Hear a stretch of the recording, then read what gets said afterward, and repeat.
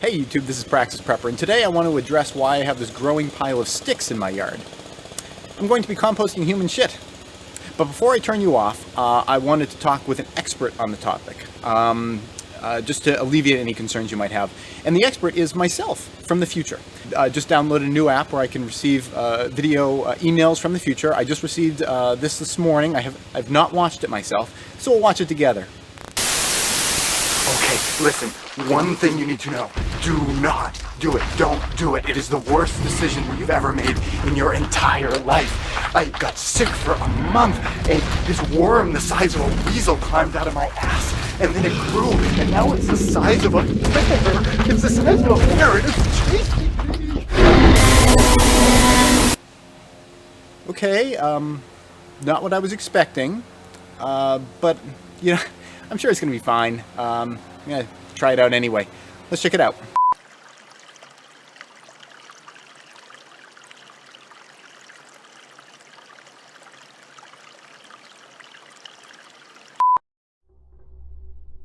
I remember the day that it happened.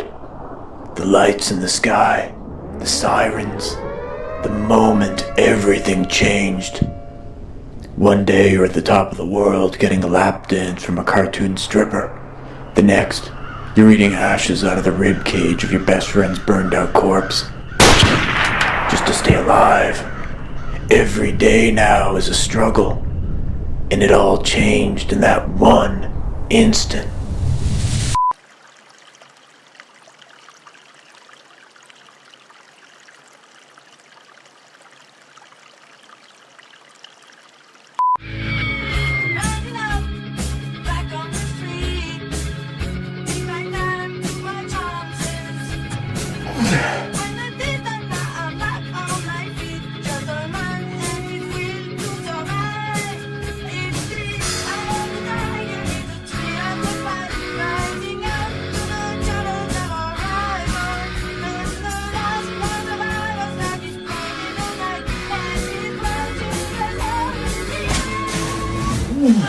This right here? This is you. This is you.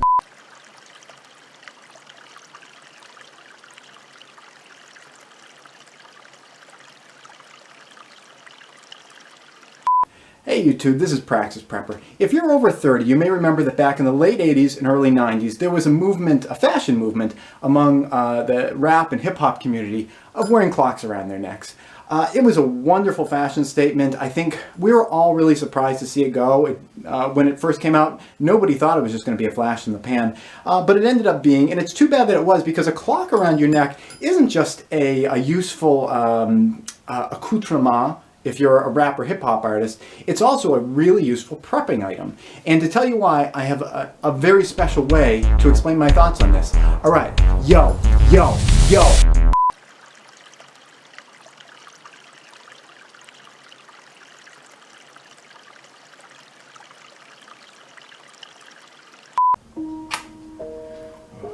I tell you what, fuck this shit, I'm really cold. I want to make a survival fire. Which end do I like?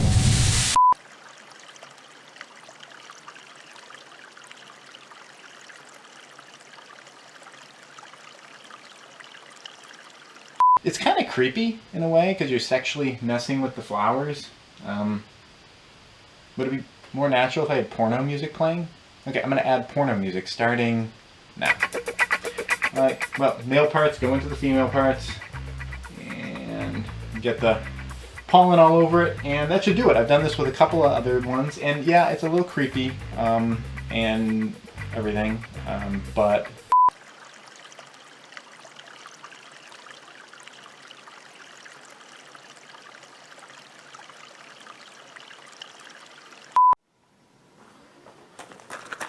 you're my twin brother, but we're nothing alike. Come on, get in the car. We gotta get out of here. First, we gotta fill up the car with gas, and then we have to bug out. Well, yeah, I hear you, but the electric grid's down, and the gas stations can't pump without electricity. So, you know, we can't go anywhere because we don't have any gas.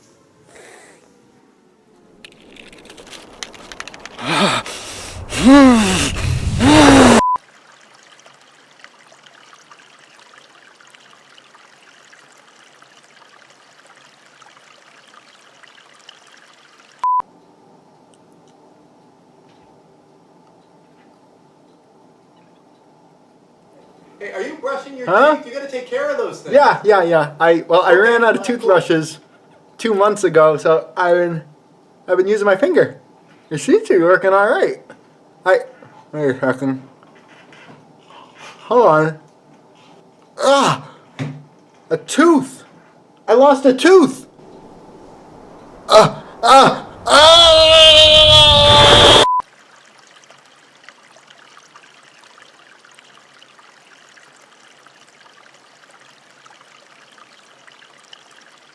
Upon entering the room, the doors swing shut and lock behind you, and you find yourself confronted by a Class 300 hellboy.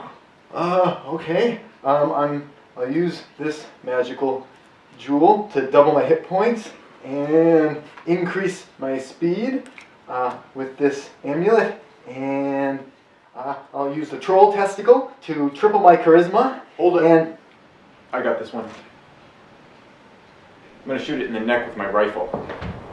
Well, that'll do it.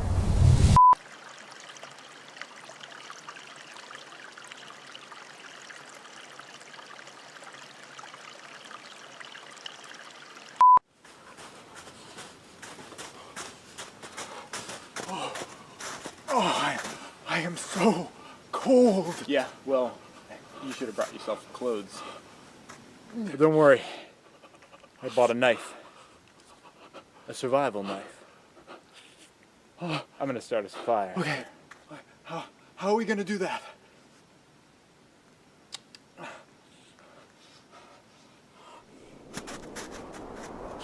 I don't have any clue.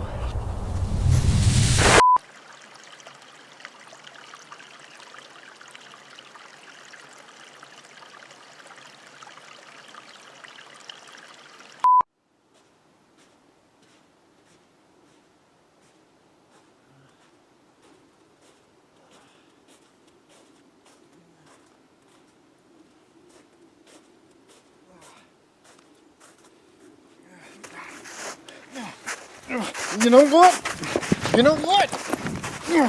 We are done! Alright, yeah. Alright, that's it? That is it! You're just gonna drop me like that? Oh yeah, I can drop you. You're uncomfortable, you don't have enough storage space, and when's the last time I didn't have to work my ass off to get those zippers open? Oh, so that's what this is all about? The zippers? Well, hey, I told you I had a headache that day. No, this is not one day. We knew this day was coming for years. Oh, well, don't think this is some surprise to me. You don't think I noticed for miles and miles you walking behind other hikers looking at their backpacks? Oh, yeah, I noticed. You think you're just gonna get yourself out there, find some new backpack overnight? Well, you don't think I could find another backpack? Maybe I have been looking around on Backpack Grinder and Backpack Tinder a little bit. You know, maybe there's something that's caught my eye. Maybe you just go and check that backpack out then. Yeah, great, fine. Fine. Yeah. Sounds great. Yeah, maybe I will. Yeah, fine. See ya. And just like that, he walks out of my life.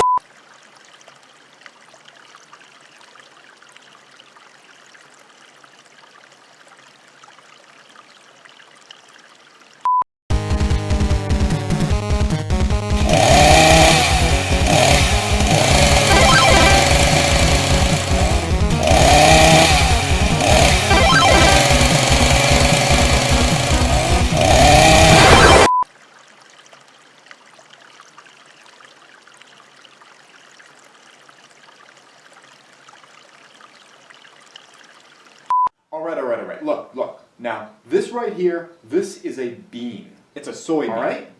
It's a okay, yes, it's a soybean, all right? Well, the shit hit the fan 4 weeks ago, and within the first 8 hours, you ate all of our beef jerky. All right? It was a beef jerky frenzy, and it is all gone now, and the only protein that we have left are soybeans. Yeah, exactly.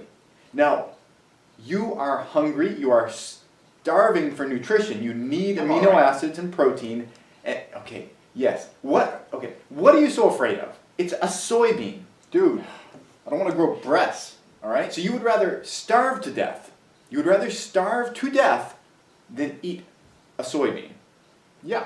Okay, well fine. Well, maybe I will just eat all the soybeans then. And then my guest. We can yuck! This is disgusting. Yeah.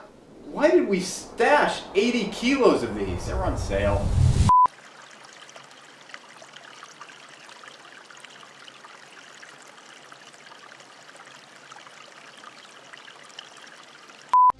Moses, take your shoes off.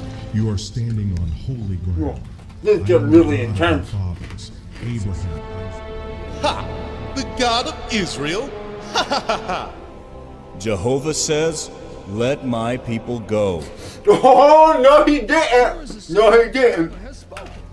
All the waters of Egypt shall become blood. Blood? Blood, that's the plague. Blood. That's good organic material. That's good for farming. How did he do that? That's not a plague. The stinking blood waters suddenly produced millions of frogs. Frogs? Frogs are food. There ain't no plague neither. That's good. I'd eat a frog. I totally eat a frog. God says, I will send swarms of flies upon Egypt. Your houses shall be filled with flies. But this Bugs? That's disgusting. I am not sitting here watching bugs. Done.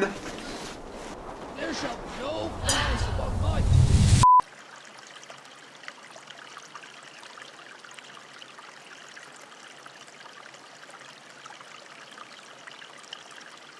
This week on Praxis Prepper, will our hero be able to navigate through unknown lands? Yeah, no problem. I got a GPS right here. Let me just see if I can get a signal. Without a GPS? Okay, yeah. I got a compass. So, see if I can find north here. Without a compass? Okay. Well, it's just about noon, so the sun should be south. So, in the middle of the night. Okay. Well, constellations. I can find some stars and find the North Star. Let's see. With total cloud coverage. Oh, well, that makes it a little more difficult. And naked. Oh, come on, man. What the f***?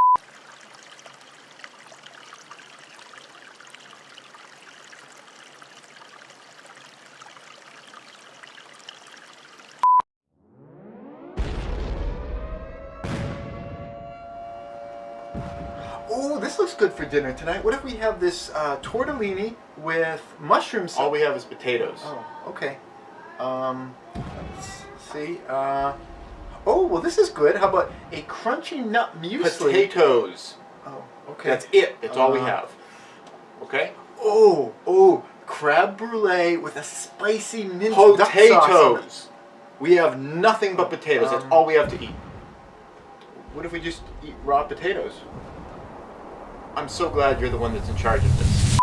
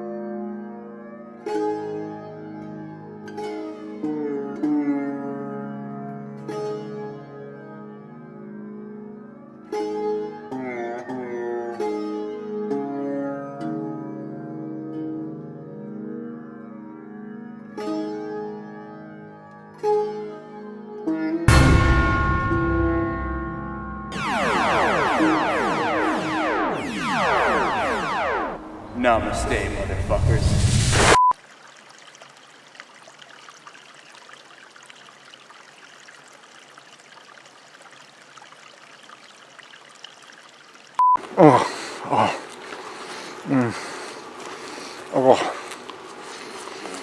You do realize that's poison ivy, right?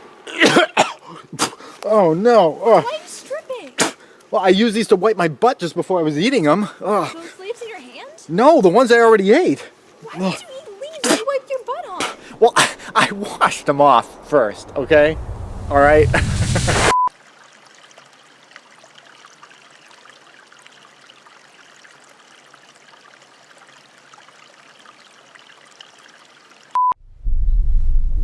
What are you doing? Trying to kill myself? Why? Why not? I mean, first the aliens invaded with the zombies infected with bird flu. Let's go to the clip. And then just this morning, just this morning, my survival knife broke. And without that, I'm done. I'm out of here. So I heard that drowning is the most pleasant way to go, so I'm trying to drown myself here.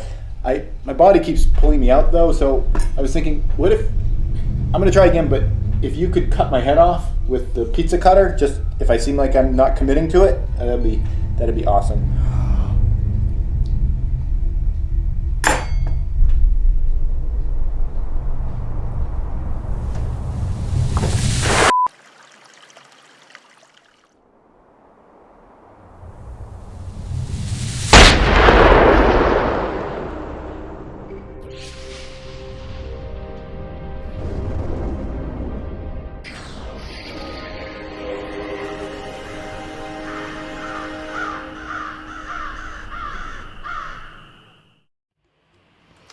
Hey everybody, this is Praxis and welcome to the live stream. Amber is going to be joining us very shortly. She likes to cut it really close. Usually she comes in a few seconds before we begin. Tonight we're on the few seconds after plan, but she'll be joining us pretty soon. Tonight we're going to be talking about all sorts of things related to homestead building, retreat building, all that kind of stuff. I would love to hear your questions if you are interested in someday making a homestead for yourself, or even just a small retreat. You're seeing in the series at the moment that we are beginning to work on the shed, the 10-foot by 14-foot shed, which is essentially a small house. Totally livable. It has a living space. It's going to have a loft space where you could sleep, and it even has a basement. If you would love to have something for yourself like that on land where you could get out of the city if there was ever an emergency, or just as a really low cost way of taking a vacation, I'm here. I've been through it so many times. In fact, the shed is the fourth structure of that type of design that I'm going to be working on, and it just gets better every time. So if you have any questions, please hit me up. I'd love to interact with. Hey, welcome. It's too bright in here. The camera needs light. The camera needs to just soak up the light. So please hit me up with any of your questions. If you're new to the channel, there are a lot of new people to the channel. I know it might have something to do with the global pandemic going across the world. Isn't it kind of, I always say global pandemic, but it's kind of redundant, isn't it? Because it's not a pandemic unless it's global. Yeah. So it's kind of stupid. I might as well say the global disease pandemic or whatever. I want to just take it to the next level, redundant. But anyway, yeah, welcome if you are new to this. And, if you have come to prepping because of COVID-19, welcome. But there's a lot more to prepping than just being terrified of diseases and things like that. There are all sorts of other things that are, potentials in the world. If we're not lucky, we may see some of that stuff coming up, as, second waves after, the COVID-19 situation passes through our population. I mean, the economy's on the ropes right now, and we'll see what happens with that. But there are all sorts of different ways that you can look at prepping, and I think the way that I really look at it is it's kind of like insurance, and it's sort of peace of mind. There are all sorts of crazy things you can do in regards to prepping, and by crazy I don't mean insane, I just mean really involved and time consuming. But there are all sorts of little things that you can do too that have a lot of impact on the way that you can survive an event. For instance, right now, we just have extra food down in the pantry. Now, that didn't cost us anything. In fact, we bought a lot of that stuff on sale. We bought it in bulk. That saved you a lot of money. So the cost of getting all that stuff in our pantry was that we saved money. So it was like there wasn't a cost, is what I'm kind of hinting at. But given the fact that we did that, we have an enormous amount of assets down there that a lot of people aren't benefiting from. And no, we didn't panic buy. No, we didn't do it right beforehand or anything like that. So the fact that we've done that is taking stress off the system and allowing other people who didn't prepare to have access to a little bit more stuff. So not only are we helping ourselves by prepping, we're also helping the society around us, because we are kind of like those battery backups that are kind of weathering the system without needing to draw inputs from everywhere else. So welcome if you're new to prepping. What we do on this live stream is we, like I said, oftentimes talk about homestead building, retreat building. Tonight we're going to talk a lot about gardening. Amber is here with me. Amber's my cohort and a lot of things. You might have seen her in a lot of the comedy little videos. If you have not seen the amateur dentistry video from last week, I would highly recommend it. It's terrifying. It's terrifying. I'm going to put a link up here later on so you guys can click right to it. Amber, it features prominently in that, and it's artwork.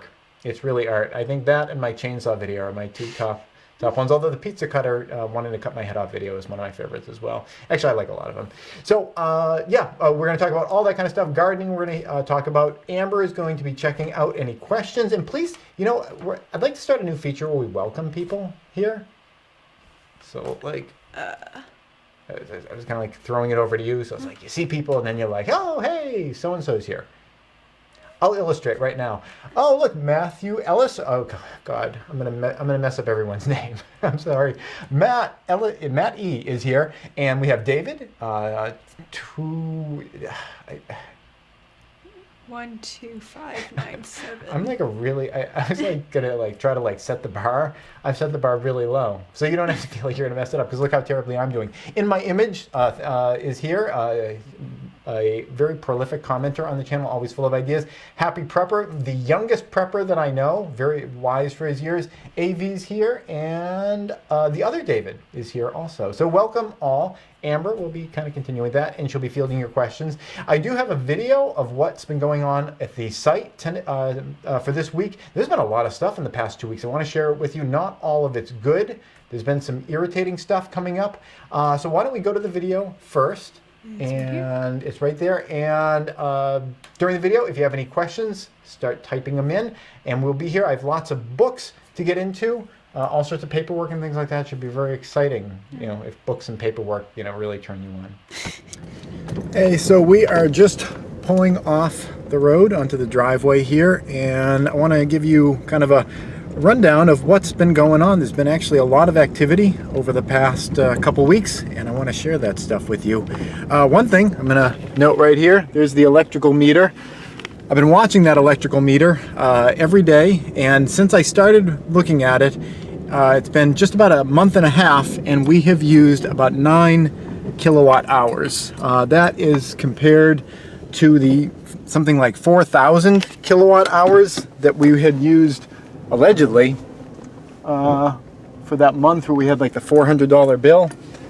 So yeah, I'm really not sure what happened with that. It seems like it was a 1 or 2 time event, and I don't know. I'm keeping an eye on it, but at the moment, you know, there's no sign that it is coming back. So I don't know, just to give you an update on that. It's still a mystery, to be honest. It's still a mystery. I don't know what was going on with that. So let's go in, and I want to show you some of the plumbing stuff, and then at the end, the root cellar or fallout shelter, although during this particular emergency, root cellar is a much more important use of it than a fallout shelter. That's pretty much done. There's one feature of that missing, but otherwise that's a done structure right now. But first, let's go in here. Here's the downstairs shower unit. We went with a shower unit here instead of a full bath because this primarily is just going to be used to fill up buckets for flushing in the toilet right there. And I figured if I'm filling up buckets from the gray water system, it'd be easier to lift buckets over that than over a full tub. So that's why we did it that way. Up top here, you can see all the plumbing work from the plumbers, and you can see all the plumbing is really focused on this one area of the house, bathroom on top of bathroom. That was intentional to kind of cut down on the amount of plumbing runs that we had. But it also really concentrated things, and they're really tight in there. And I put the air ventilation duct in first so that the plumbers could see where it was, and I made it so that the sections were removable so that they could get it out of their way, but have a complete full understanding of where that's supposed to be. We are going with copper pipe for our supply side in here. I like the idea of copper pipe. I like the look of copper pipe, and I'm lucky that I do because the plumbers made a mistake, and it's right over here. All the plumbing was supposed to come down on this side of the beam, and they did that fine with the drainage stuff, which made me think they understood my conversation and they got it. But then when I came back on their last day, they punched these through here. Now, I mean, copper piping itself, I think it's kind of beautiful, so it doesn't really bother me. But what does bother me is the way that they did the drilling. I mean, you can see the wood just got knocked right out of there. It's a really lousy drill hole. Let's run upstairs. They left all their stuff for me, all their cardboard. I guess that's not a part of their service, but that's fine. Cardboard is fuel anyway.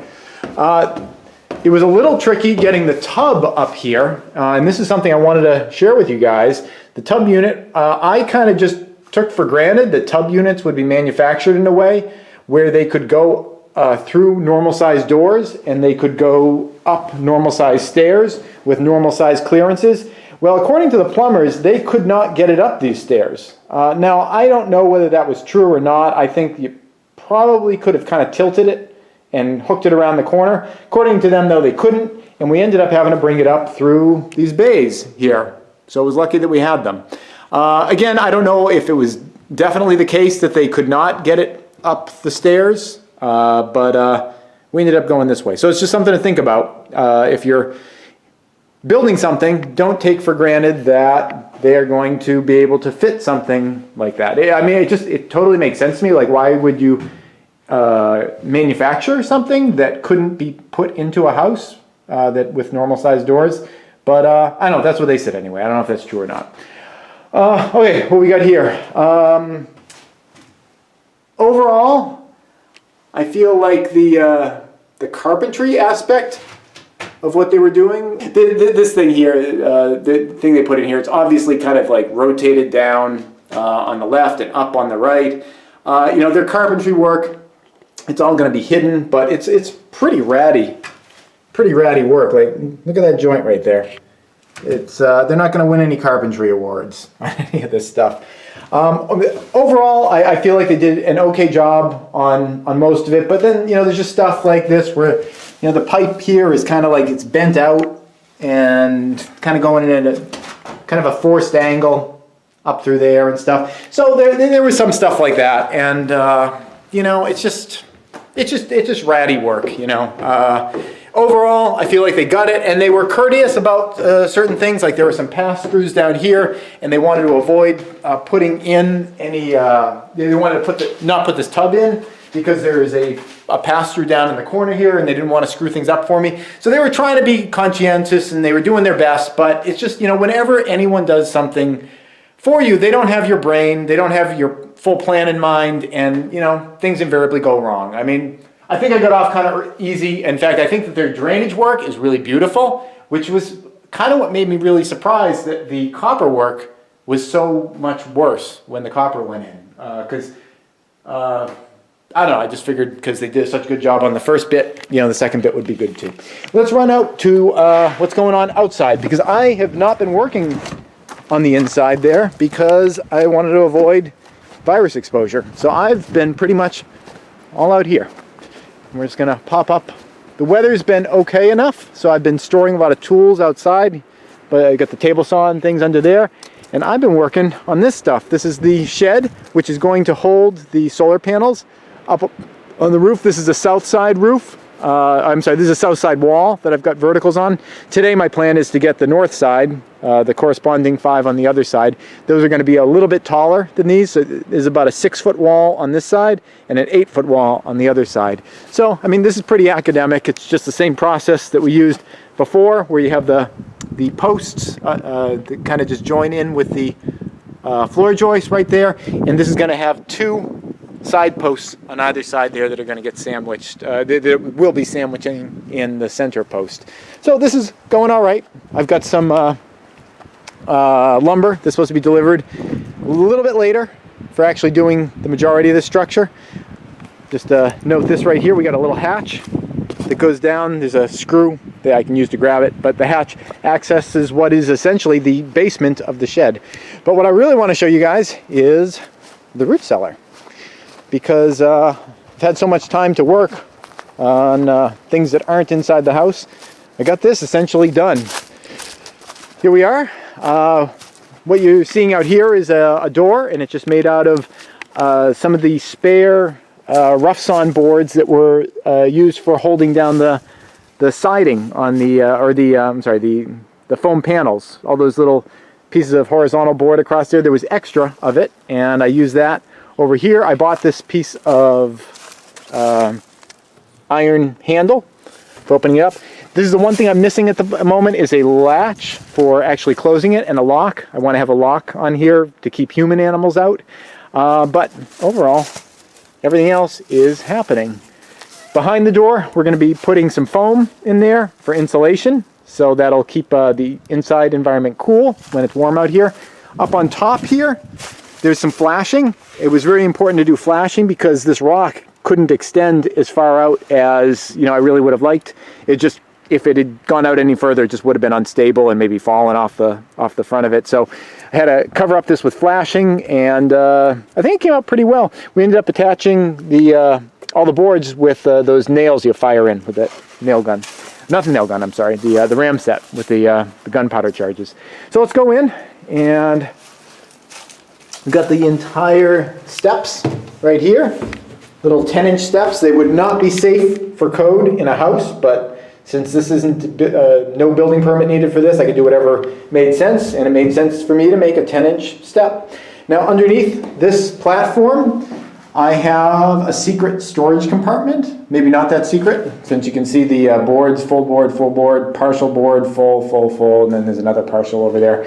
But there's good storage space under there. I just hate to leave space unutilized. I got a shelving unit in here already. And on the shelving unit, I got a few things, including at the bottom, that is food. There's onions and potatoes that we're storing here. I guess the only other thing that I have to do is with these light tubes, you probably saw them inside, they're not bringing a heck of a lot of light in. And I can maybe illustrate to you why that is. I'm gonna take the lid off here. This is like some kind of like just a bowl, or maybe like an ashtray or something like that I silicone glued onto this 4-inch ABS coupling. And inside here is a bunch of mylar, reflective mylar film, and there's not reflective mylar film on this thing. So when the light initially goes in, there's a couple inches of black before it gets to the reflective film. So I used to have to take these caps and get some mylar on the inside of them so that the light up here doesn't just get killed at the top and there's not much to go down. But other than that, this structure, it's functional, it works, there's enough light in there at least to see. And it's going all right. I think today I'm going to be working on this shed structure, and then the next thing on the house itself is I really got to get going with the electrical work. But the deal with the electrical work, it's a little bit of a challenge for me, is that I've done electrical work in the past, doing wiring runs. It's not that big of a deal, but the person that is really much better at it than I am is my dad. He's an electrical engineer. He knows a lot about that stuff, and I'd really love him to be on board for kind of getting the basic design, like how things are going to branch out from the electrical box. Now again, like daisy chaining outlets, like Romex from one outlet to the next, that's not a big deal, but I'd love my dad to be around for at least the planning stage. But he can't be here because of the coronavirus situation, and I can't guarantee that I'm not a carrier, and I would not want to kill my parents by having them come out. So we got to figure that out. I mean, once the weather gets really nice and warm and all the windows are open inside, maybe with masks, we could do kind of like a day where we work together a little bit and see how that goes. But I want to be really careful. I don't want this house to cost anyone's life. So that's where things are now, and we're trying to do the garden thing. So let's go back to the live stream. We can talk about gardens, because right here, there's not a lot of good garden space here. So we're doing that at our temporary place. Welcome back, and David reminded me that I did want to have firearms available on set because we're talking about gardening, and I think some of the viewers might feel that is what? Why are you waving that around? Well, it's to bring the testosterone levels up, just to keep it, like as a prepping channel. So. No. Put that down. Okay. It was empty, by the way. Okay, so as you guys saw, the whole structure is coming together. There's ups and there's downs. I'm a little bit down about the way that the plumbing went in, just because, if you guys saw in the comments chatting between myself and Ontario Homestead, I'm a huge fan of copper. I think it's beautiful, and the fact that it was kind of like effed up, like a lot of the copper work was effed up, was like kind of like I had all these expectations about it. But I don't have any reason to doubt the integrity of the plumbing lines, although they weren't sweated together. They didn't use solder on them. All the joints have like a rubber gasket in them, And I didn't even know that that was something you could do with copper. So it never crossed my mind to say to the plumber, I'd like to have them soldered together. I don't know if that's a common thing. It must be, I suppose. But I don't know. When you're soldering things together, it's like it's a good seal. And it's like that's never gonna rupture. And they just got like, it looked like there's like some kind of like a rubber gasket and then like a crimp they used to clamp the things down. So now I'm kind of like, I don't know, do I want to wall that thing up and then it's like leaking later? So that's something I got to look into. But that's just like, it's the nature of the beast when you're doing something and you are working with other people.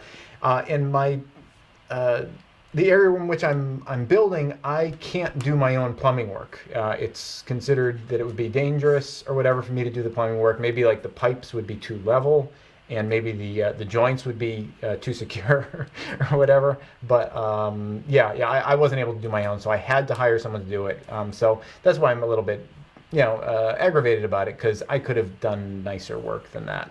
At least in terms of straight lines and everything. Do you have a question?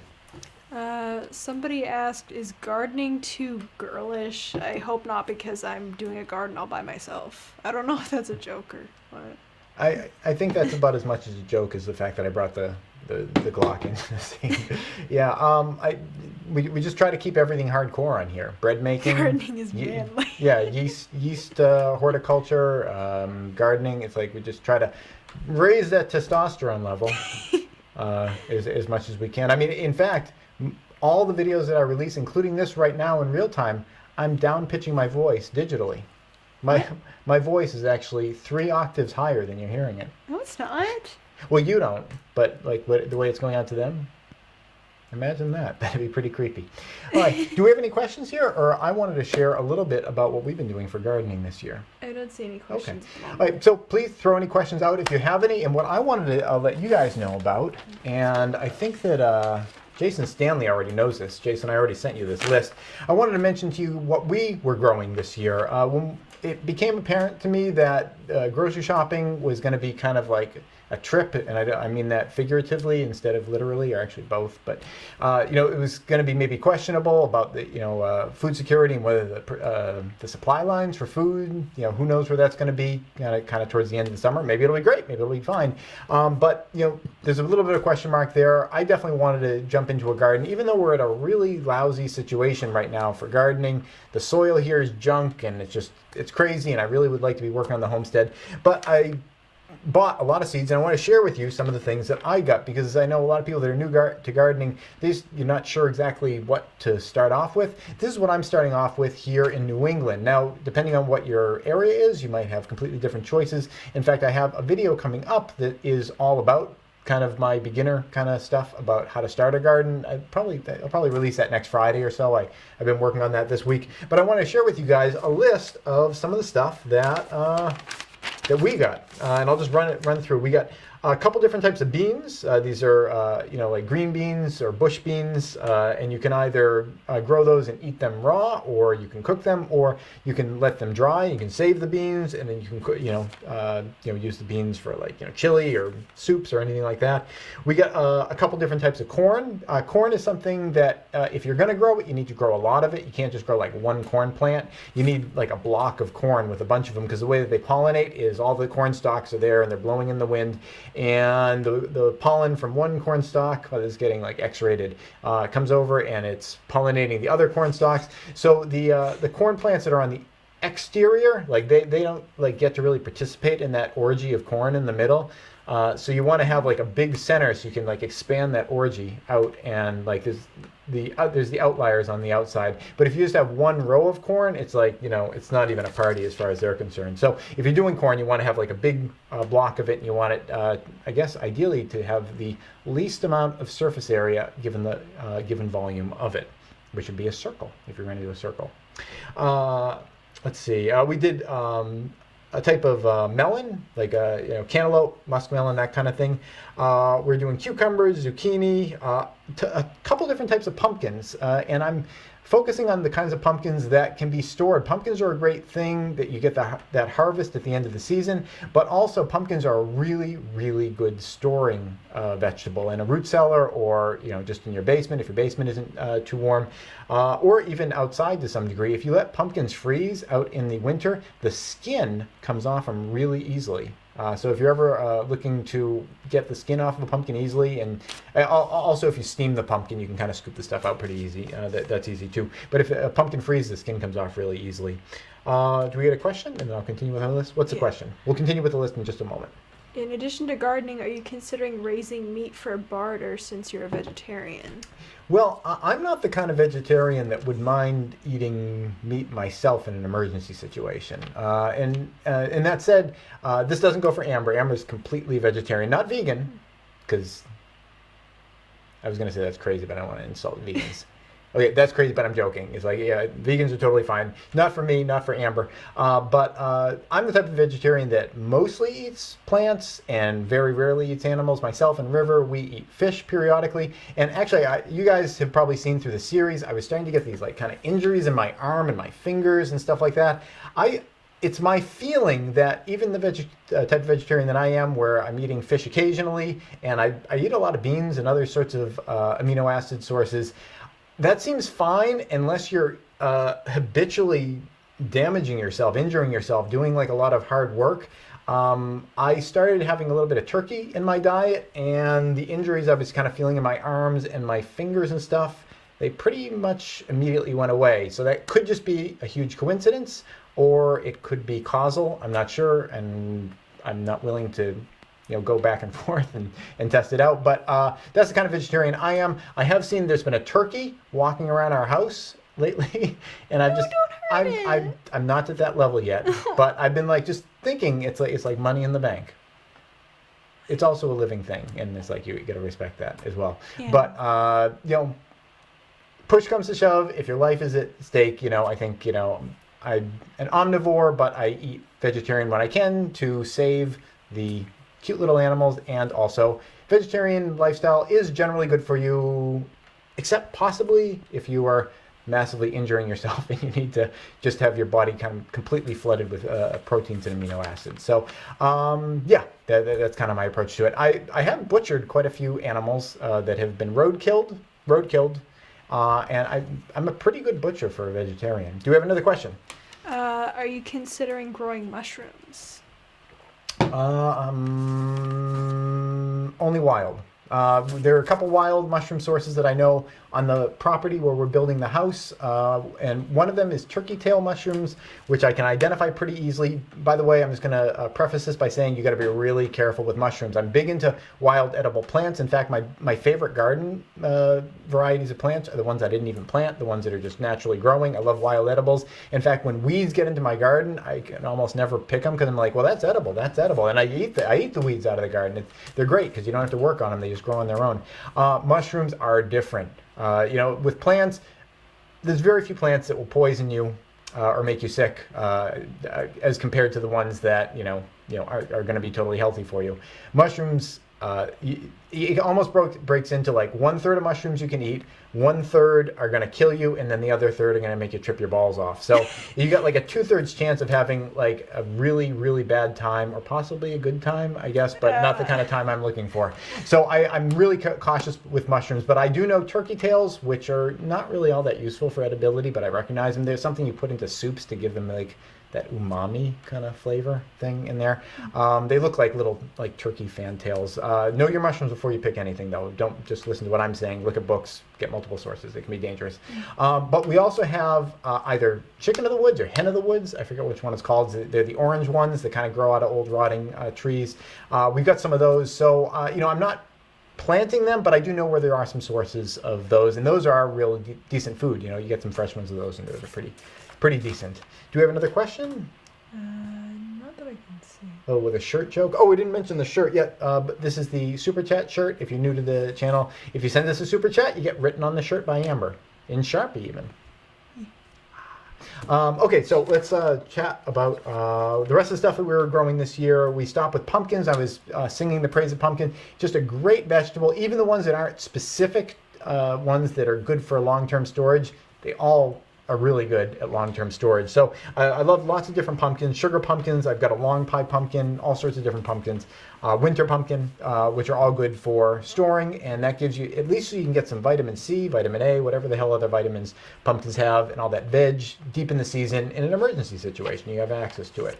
We're growing some carrots, some beets. We're trying some onions. It's the first time I'm doing onions in terms of like actually growing them from seed. I believe you guys might have seen in the community section, I shared a way of just growing onions from the bottoms of old onion bulbs. That's something that we do. I've always used like green onions, and I think green onions are honestly a really great way to go because you get all the nutrition and all the flavor of an onion without having to go through all the hassle of actually growing the bulb. In my growing area, onions aren't super easy to grow.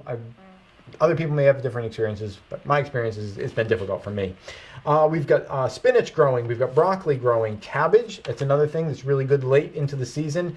Kale and cabbage, they'll keep growing even when it's starting to get frosty out. In fact, the frost kind of tenderizes kale, I think. So we're growing some of that because we want to get stuff that's going to mature early, stuff that's going to last deep into the winter, and stuff that's going to be maturing later as well. In fact, kale, you can keep it growing and just pick it, right, like dig the snow off of it early in the winter, and you can keep harvesting your kale right in the ground that way. Let's see, what else do we have here? Something I can't read. We were growing sweet peppers, but none of our sweet peppers have grown yet. You were just noticing that today. Yeah. We planted them all in our seed starters, and our sweet peppers haven't come up, and that's just part of the reality with plants. You know, you try stuff, sometimes it works, sometimes it doesn't work, and it's important to just try stuff out yourself to find out what you're good at, what your area is good at sustaining, because something that's easy for me, if I live in a different kind of area than you do, it might be difficult for you, and there might be other things like onions I said are hard for me. They might be easy for you. So it's important to just do trial and error, try out what works in your area, start at a garden center and see, you know, what are some things that they recommend work in your area. But then you really got to look at your individual microclimate, because even on your own street, you might live on a street. I know, well, Jason Stanley here, I know he lives on like a really long street. With like all different, could have all different kinds of variations in it, and we're all like that. It's like at one end of the street, it could be a little lower. You could have moister soil. On the other end of the street, it's a little higher. You could have even just your garden area. You could have some trees that block it so you don't get light until like 11 in the morning, and someone else gets light first thing in the day. So everybody's climate is kind of different. We all have these little microclimates, and you're the best person to become an expert at your microclimate. And our microclimate in the house doesn't seem to be all that susceptible to sweet peppers. We're going to try wheat this year. I've never tried wheat, and we're gonna give that a crack. It's a pun. We're growing some basil because basil is just awesome on every level, and I got a mix of different wildflower bee kind of things that'll attract bees to the area, because we've got coronavirus, we've got wildfires, we got, I don't know, the list goes on and on, but don't forget, the bees are having a hard time as well. So anything you can do to try to help the bee population, they're going to be helping you back in return also. Do we have any other questions? Because I'm noticing, a question about Jerusalem. I've not tried Jerusalem artichokes, not for any particular reason, just I never really got into them. We got a kind of beer usually uses fodder. What is he answering? Do the roots? There's a bunch of questions here. Someone's not doing their job. See, I didn't hold the Glock when I did that, though. Okay, what? I think we got time for like one more question. Then it's after 9, so we should go. Well, I feel like the questions. Oh, please take your time. Again, it's empty. It seemed like people were asking each other questions. I don't really. Okay, so I'm out of the loop on those. Okay, well, I want to thank everyone for joining us tonight. I guess I've just been really covering it all in the series because there were no questions going on. I'm really looking forward to sharing with you guys what happens 2 weeks from now, because at the moment I'm really tearing through that shed structure, and for anyone that really wanted to kind of see the way that the house went together in kind of a miniature form, the shed is really going to give you that sense. So if you wanted to kind of get a review of the entire house, watch the shed, the couple of weeks while I work on the shed, because you're going to get a sense of how that whole system works. We got one more question and then we'll go. What is it? I don't know if it counts as a question, but somebody says they're considering raising guinea pigs for meat, although I don't know if they could bring themselves to kill them. That would be hard. I used to have guinea pigs for pets because they do really bond with you and stuff. So Yeah. that's my thing.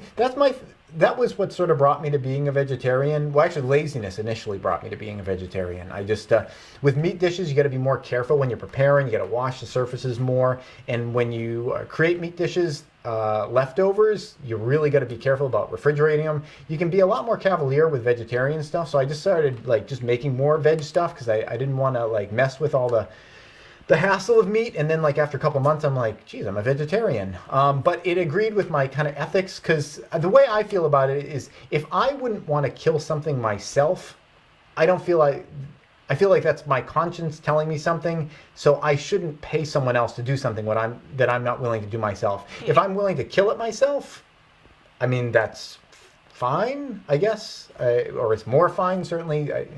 I'm trying to say it in a way that precludes killing humans. If you're okay with killing humans, then it's fine. No. Although some cultures, it is totally fine. I guess our culture too, except we just do it and we call it war.